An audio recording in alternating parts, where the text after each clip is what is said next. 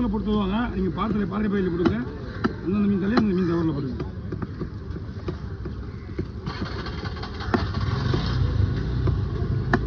Hello சொல்லலாம் சொல்லலாம் மீன் எத்தனை யாருக்கிட்ட யாருக்குண்ணா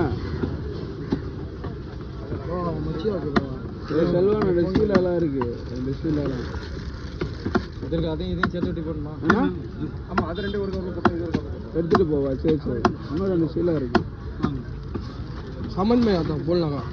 சரி சரி, செல்வான மீன் சரிண்ணா. யார்கிட்ட வந்துது? என் ஃபோனு வீட்டில் இருக்குது, சார்ஜ் இல்லை. நடுவில் போய்